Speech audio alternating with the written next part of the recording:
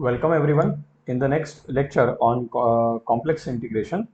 In the previous lecture, we have discussed the Lorentz and Taylor series expansion. So few problems we have discussed based on it. Now we are coming to the next point, that is discussing the zero singularities, poles and poles and the residues of the poles of the given function f of z. Okay. So this topic is very important because there are many. This topic is important because we have already seen how to find the singularities of the given particular function. Now, how to characterize that means whether the singularity obtained is a pole or not, whether it is a isolated singularity or a non-isolated singularity. So this way we can do only based on this particular topic. Is it? Now this is very important topic from your MCQ point of view because multiple choice question can be asked on this topic. So let's begin with this. First we are going to see what is meant by zeros of analytic function, that is zeros of the function f of z.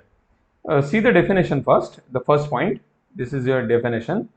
F of z be a analytic function, in the region R. So here it is in the region R, and f of z is 0 at z is equal to z naught if f of z naught is equal to 0. Let's come with this particular example. Your f of z is equal to z minus 1. If we substitute z is equal to 1, what I am getting? The value of f of z as a 0. So we say that the point z is equal to 1 is the zeros of f of z. One more example I would like to take. F of z is equal to z. Now, when I get this value of this particular function as 0, only if we substitute z is equal to 0. Okay. Now, one more example I like to discuss. F of z is equal to sine z. Yes. What are the possibilities that your f of z becomes a 0? It is of course when z is a 0, when z is a pi, z will be 2 pi, 3 pi and so on. Similarly, if the z is a minus pi, z is a minus 2 pi, minus 3 pi and so on. So for all these values, the value of f of z is equal to sine z is becomes a 0. So we can say that these all are zeros of the given function f of z. Is it? So these are the few examples based on this. Now what is an important point? If f of z naught is equal to 0, but f dash of z naught is non-zero, f of z naught is equal to 0 but f dash of z naught is non-zero, then z is equal to z is equal to z naught is called a 0 of first order, or say it is a simple 0. Just have a look on this example. F of z is equal to z minus 1. The value of f of 1 is 0, but what is f dash of z? F dash of z is 1.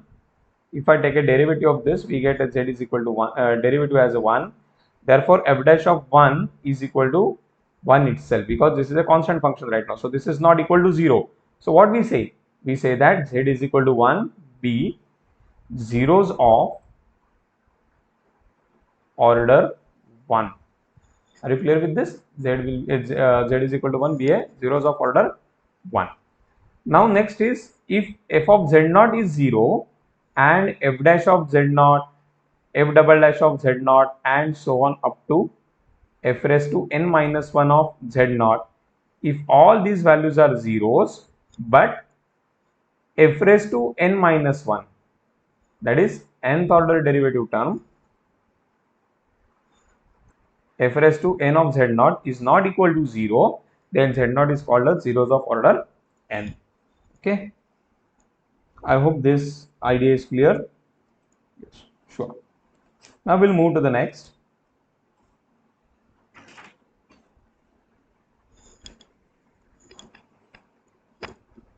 Yeah, we will go for one simple example. F of z is equal to z cube, or say, yeah, z cube is okay.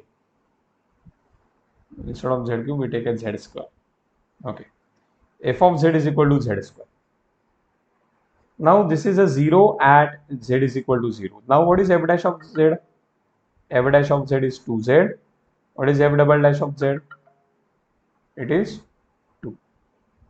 Okay. Now what? Now just have a look here. What is f dash of 0? F dash of 0 is 0. What is f double dash of 0? It is 2.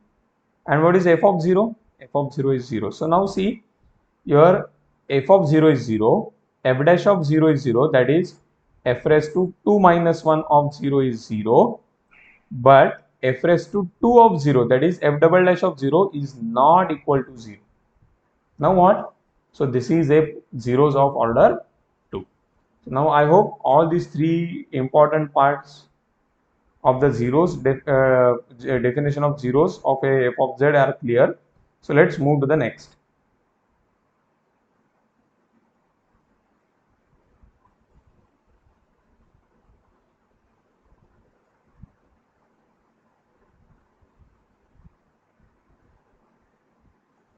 Yes, okay.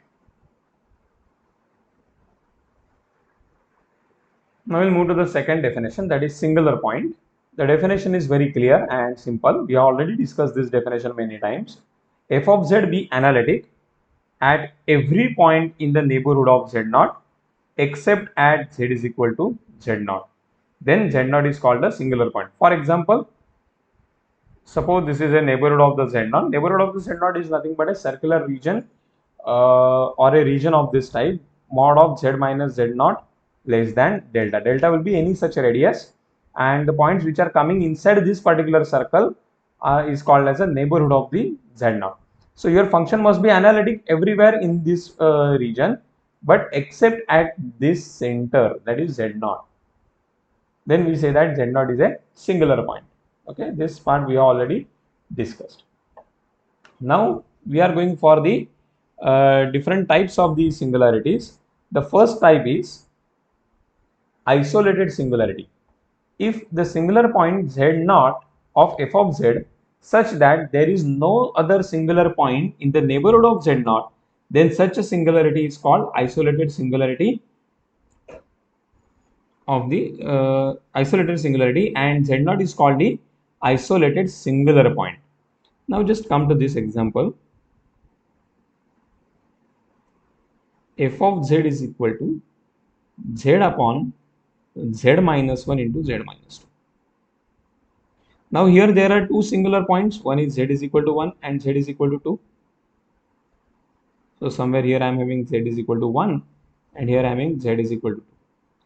Now what is meant by neighborhood first? Neighborhood is nothing but a circular disk. The boundary is not included in the region.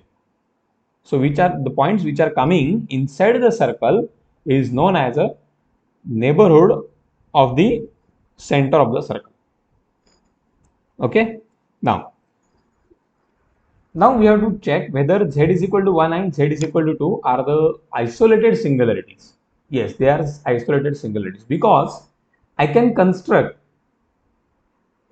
a circle around z is equal to 1 and the circle around z is equal to 2, for which the function remains analytic everywhere in the circle except at the center z is equal to 1.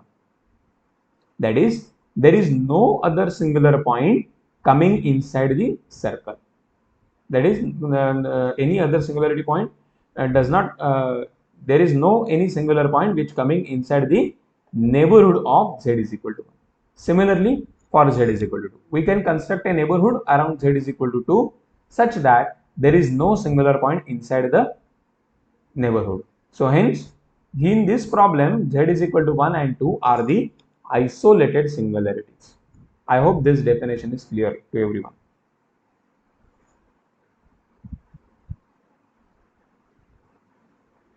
Next example, next point, non-isolated singular point.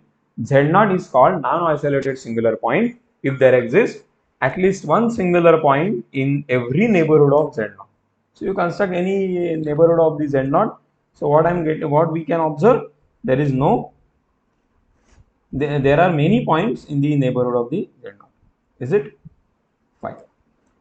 Now further, very important point is from our side is pole. Okay. So for the observing that whether the singularity is a pole or not, First thing is we must know the Lorentz expansion of that function about such a singular point. So look at here. What is given? Z is equal to Z naught be a isolated singular point. Hence, the region 0 less than mod of Z minus Z naught less than delta. That means what? Suppose here you have a Z naught. So the region around this 0 less than means the point has been dropped. Mod of Z minus Z naught is equal to delta. So Z minus Z naught is equal to delta represent a circle. Now the points which are coming inside the circle and at a distance greater than 0. So these are the points. So this is what I am observing. This is nothing but an annulus region. So what type of expansion is possible or feasible? Lorentz expansion. Yes, correct. We can expand the function f of z as a Lorentz expansion. So whenever we are going to discuss the pole of a function, we require the Lorentz expansion about that point. Is it? So look at this. So for z is about the z is equal to z naught, this is our Lorentz series expansion. Now, based on the negative power terms, means based on the principal part of Lorentz series, we can characterize the pole into two parts. One is a simple pole and the second is a pole of order n. Just have a look on the first definition. When I say Z naught is a pole of order n, if b1, b2, b3 up to bn, if all these coefficients, okay, I missed one terms here, actually, it was my mistake. Z minus Z naught raised to 1. This is Z minus Z naught square, Z minus Z naught raised to n, Z minus Z naught raised to n plus 1, and so on. Okay, I'll make it here. Z minus Z naught raised to 1, Z minus Z naught square, Z minus Z naught raised to n. Now it is correct.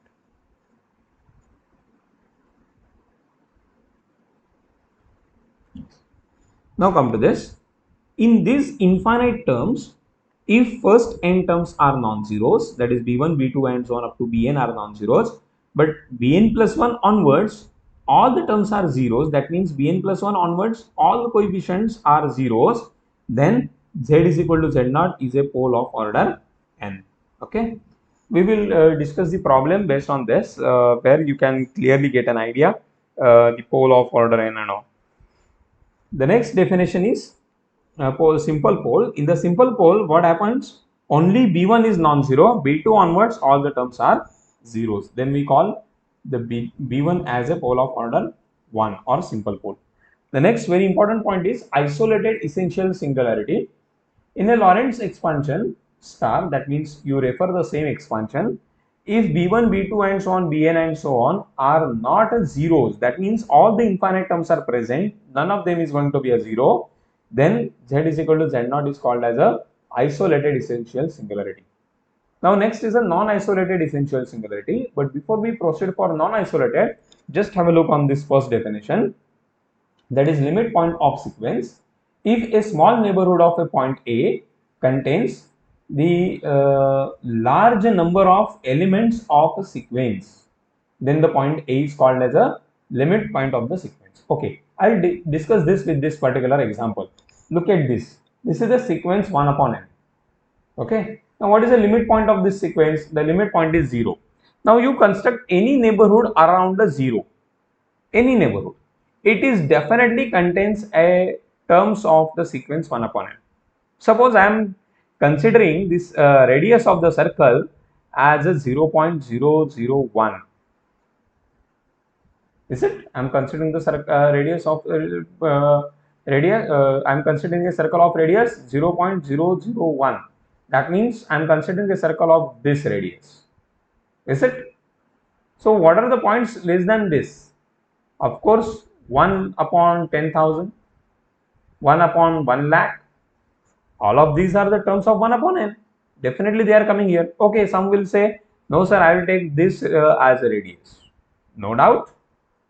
What? This is nothing but 1 upon 1, there are 4 zeros. 10,000, is it? So definitely the point which is coming 1 upon 1 lakh, 1 upon 2 lakh. All these points are coming inside this, is it? So this is called the limit point of the sequence. Okay. Now,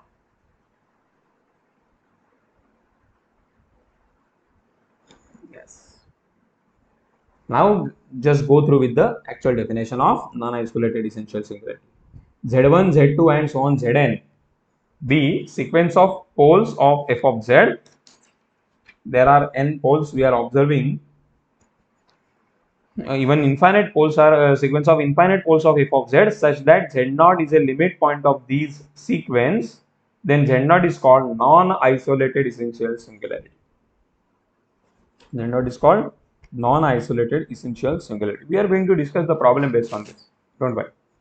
Next is a removable singularity. If z is equal to z0 is a singularity of f of z such that the limit of f of z at z tends to z0 exists, then z is equal to z0 is called as a removable singularity.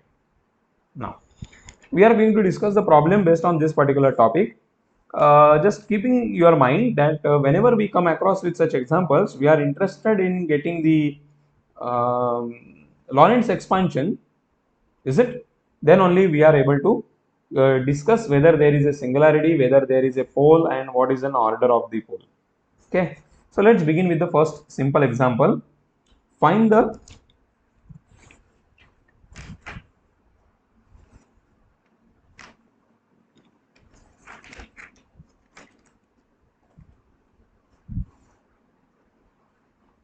determine, instead of find I will say determine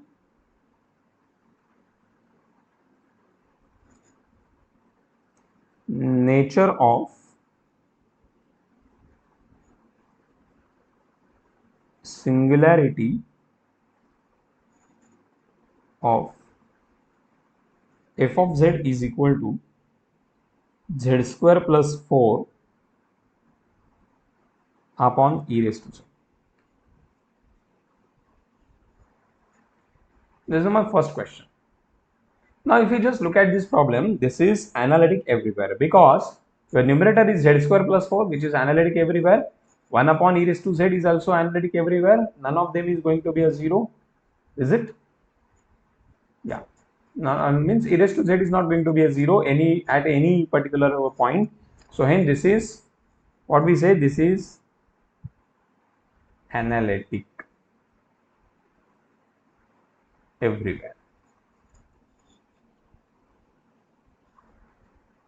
Hence, z is equal to minus infinity is the singular point. Because when I substitute z as a minus infinity here, then only I am getting the denominator as e raised to infinity, that is 1 upon infinity becomes going to be 0. Okay, so this is one question. The second example, f of z is equal to z minus 2 upon z square into sine of 1 upon z minus 1. Now here there are two singular points. One is when I substitute z as a 0 in here, z square is the term, so when I substitute z is equal to 0, we get a singular point. And here if we substitute z is equal to 1, then we get 1 minus 1 0, that is 1 upon 0 is infinity, and sine infinity is not defined, so hence another singularity is 1. Now we just go on expand this particular function, but before we proceed to the discussion of whether this is pole and what is an order of it, I'll just make a concentration on this first. Z is equal to 0. Of course, this is a pole. Why? Because z square is a term which having a negative power, is it? So z square can be written as z into z, is it? So z is equal to 0 repeats how many times here? 2 times. Or say z square is a term, what is the degree of that? 2. So z is equal to 0 is a pole of order 2. But we are not able to determine the nature of z is equal to 1 because it is involved in the sine function. So now what we are doing is we are trying to get its expansion as follows, into bracket sine of 1 upon z minus 1. The expansion would be 1 upon z minus 1 minus 1 upon 6 into z minus 1 cube plus and so on. That is expansion of sine function I'm using. So after simplification, we are getting this z minus 2. I can write this as z minus 1 minus 1 upon z square into the bracket as it is. Okay, now z minus 1 upon z square into the same bracket, that is 1 upon z minus 1 minus 1 upon 6 into z minus 1 square cube plus and so on. Now this minus 1 upon z square into the bracket 1 upon z minus 1 minus 1 upon 6 into z minus 1 square plus and so on. Now multiply the first term by the z minus 1. So this gives me z upon minus z minus 1 upon z minus 1 get cancelled. So we are getting 1. So this is 1 upon z square into bracket 1 minus 1 upon 6 into z minus 1 square, because one term from the denominator, one term from numerator get cancelled, plus and so on.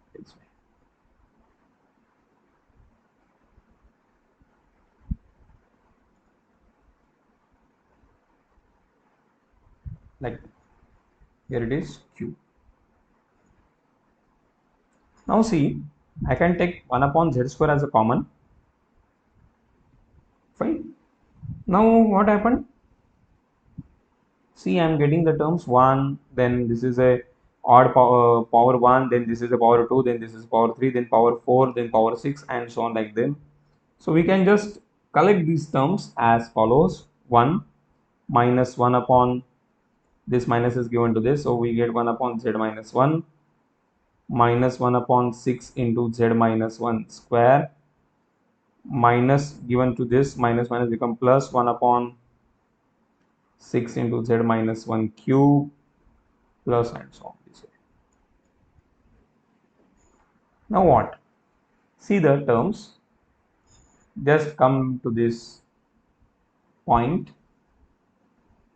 isolated essential singularity. If the Lorentz expansion, if v1, v2 and so on infinity, all of them are non-zeros or not zeros, then it is an isolated singularity. Now look at the negative power terms of this series expansion. This is your coefficient b1, the coefficient b2 is 1 upon 6 minus 1 upon 6, the coefficient b3 is 1 upon 6 and so on like them. All of them are non-zero, so z is equal to 1. B essential singularity, isolated essential singularity in more general. Okay. Now one more example we would like to do, which gives in clear, more clear idea to you. Okay, you just note down the question.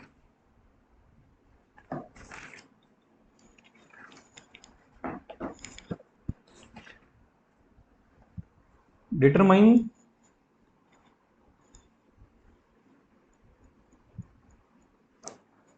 instead of determine, what do we say? We just take a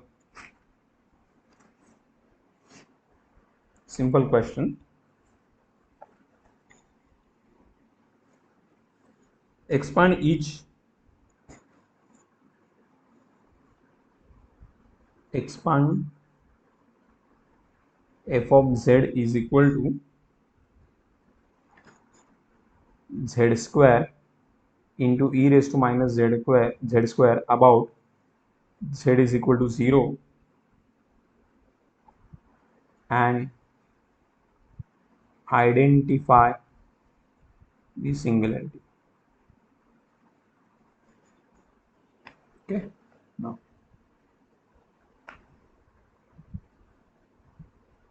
so for that, what we do is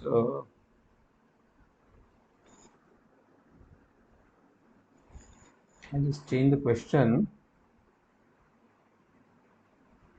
I take this as z raised to minus 1 into e raised to minus 1. Now it is correct. Now, how you will check the singularity of this function? See that f of z is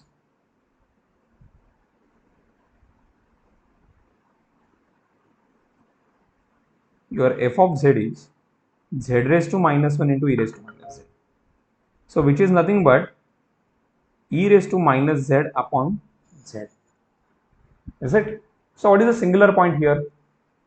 Z is equal to 0, B singular point. Now why it is a singular point? Because if I substitute z is equal to 0 in the denominator, it becomes 1 upon 0, which is infinite, that is undefined. So this is not an analytic at z is equal to 0. So we call it as a singular point. And there is no other point except z is equal to 0 for which the function doesn't becomes an analytic. So hence only singular point is z is equal to 0. Now what? Now we are going to get a Lorentz expansion of this. Now keep 1 upon z as it is, because when I'm going to get a Lorentz expansion at z is equal to 0, we get a expansion in powers of z. So already 1 upon z is in powers of z. Now only thing is we have to expand e raised to minus z. But what is the formula for e raised to z? It is 1 plus z square upon 2 factorial plus z cube upon 3 factorial plus and so on. But if it is e raised to minus z, then we have the alternate plus minus sign. First term is plus, second is minus, third is plus, fourth is minus, and so on like that. So hence I am getting here 1 minus z plus z square upon 2 factorial minus z cube upon 3 factorial plus and so on. Now multiply by 1 upon z to this bracket. So we get 1 upon z into 1, that is 1 upon z minus 1 plus z upon 2 factorial minus z square upon 3 factorial plus and so on. So rearranging the terms, we get minus 1 plus z upon 2 factorial plus minus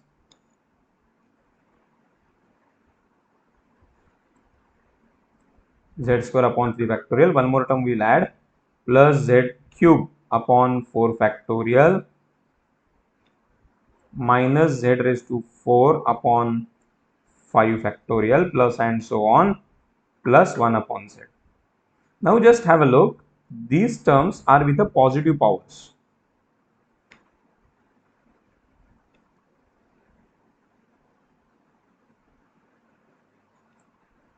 These infinite terms are with the positive power. So this is analytic part.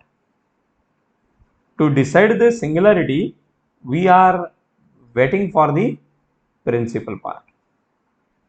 Okay. Now in the principal part, that is in the negative powers of z, how many terms you have? Only one term.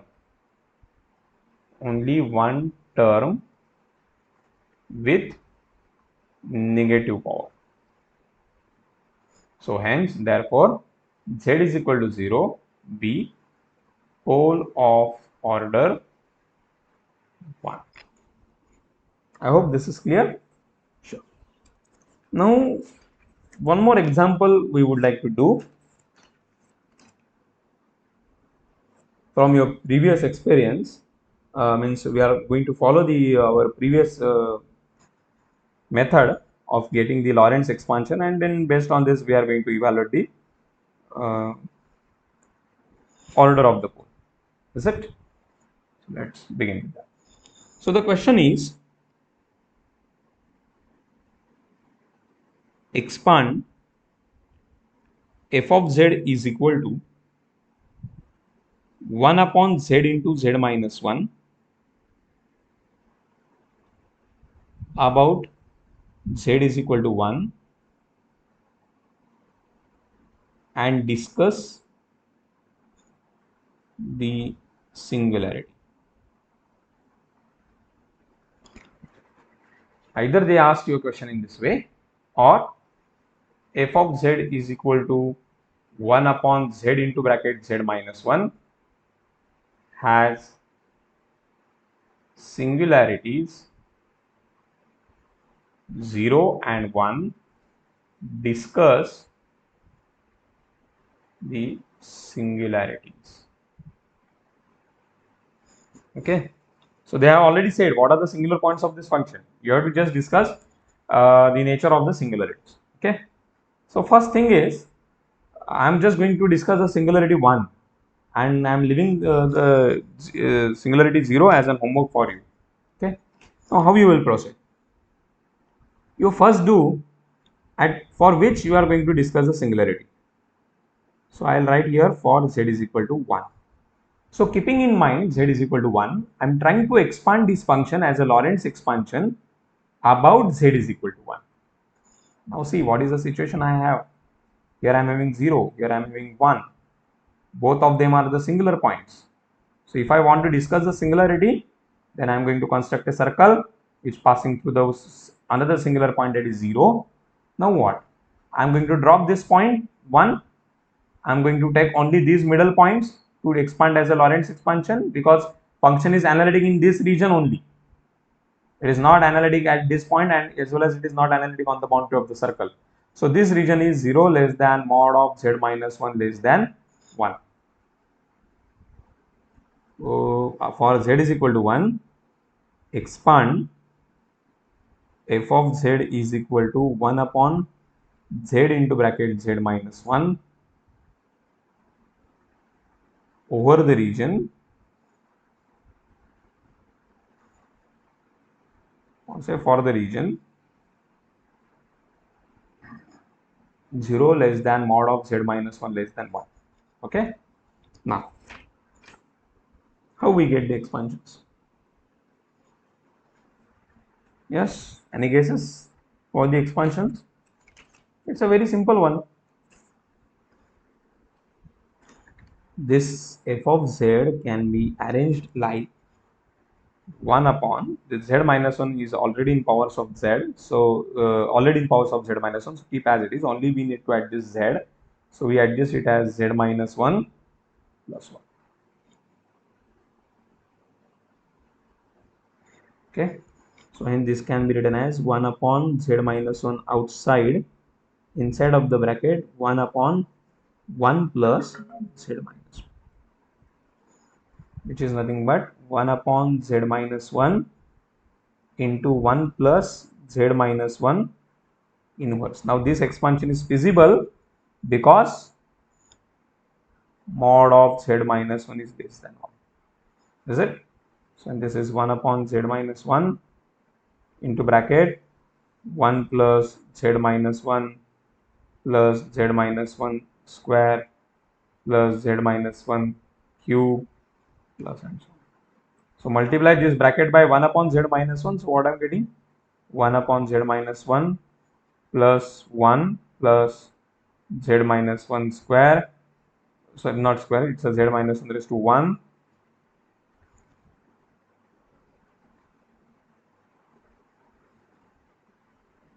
then z minus 1 square, z minus 1 cube plus and so on. Now see, these terms are with the positive powers. So and this is the analytic part, and this is the only one term having the negative power. So hence z is equal to 1, be simple pole. So this way one can discuss the singularity of the given function. You can try few more examples. I have already given that for z is equal to 0, you have to discuss the singularity for the same function. Is it?